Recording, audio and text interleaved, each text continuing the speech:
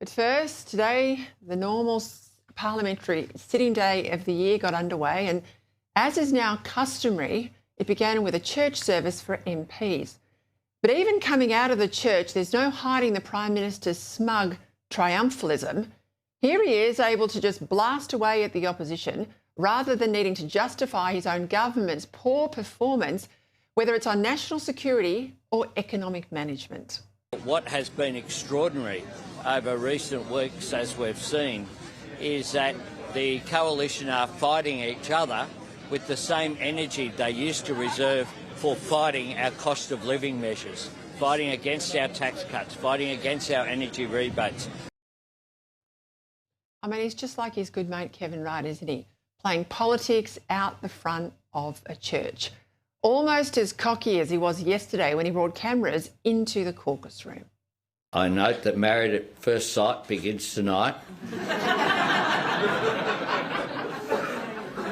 and it's a bit like that with the relationships on the other side. You know they're going to end badly.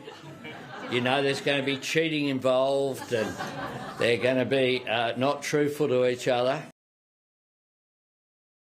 Honestly, where have the adults gone from politics? Do we really have such a low-rent operator running the country? I mean, I think it's embarrassing. His government is a shocker. I think it's the worst I can remember. But he gets away with it because it's under no pressure from an opposition that's making a spectacle of itself, with the Liberals and Nationals today formally sitting apart in the Parliament, as they will every day until the coalition rift is healed. Today from 2 o'clock during question time, the official opposition, which is now just the Liberals, got 5 questions only, rather than the usual 7, meaning they could hardly land a blow, even on a government that's to blame for interest rate pain that's on its way for almost every Australian. Prime Minister, what does it say about Labor's economic incompetence when its own Treasury Secretary is voting to lift rates? I do encourage my people to not yell out time. There's enough behind her doing that at the moment.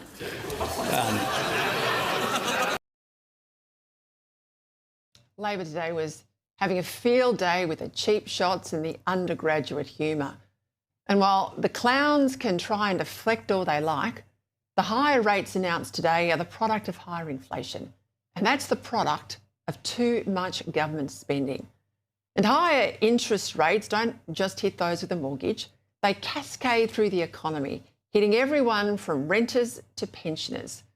Interest rates are not going up because of Scott Morrison or Michelle Bullock or the Ukraine war, all Labor's excuses in the past. They're going up because of this government's response to every problem being higher spending. And ever more money slopping around in an inefficient and unproductive economy just drives up prices. The Treasurer, Fig Jam Jim Chalmers, keeps boasting about his brilliant economic management and all the savings he's made. Like the $25 billion, though, he spent for state-run hospitals. He put that out last Friday. Then there's the extra $4 billion or so for the Thriving Kids program, supposedly to get mildly autistic youngsters off the NDIS, a program that's so badly run it's now costing us more than our entire defence budget. The latest madcap scheme from this economically illiterate and innumerate government is a loan scheme to help boost the take-up of electric cars. This is the latest Bowen boondoggle, a plan to give discounted repayments to people buying a Hyundai or a Kia EV worth some $1,900 over the life of a typical car loan. This is on top of the EV fringe benefits tax exemption, now reported to be costing hundreds of millions of dollars a year. But nailing this government for yet another spending spree, fully 2% of GDP now is being spent on total government spending. Well, that will remain almost impossible until the coalition's reformed and the Liberal leadership is resolved. In yesterday's Redbridge poll, Susan Lee's approval rating tanked to just 10%, the lowest on record for any opposition leader. The coalition combined with the Nationals, even though it doesn't exist anymore, the Labor National vote, well, that was just 19% of primary. But it's not that Labor's doing well either. Labor's primary votes just 34%. And in terms of preferred PM, Albanese is just 37%. Now, sure, miles better than Susan Lee on 9%, but the biggest block of votes isn't for him or the Liberal leader. It's a combined 46% people voting for either neither or I'm unsure. And doesn't that just say everything? A pox on both their houses.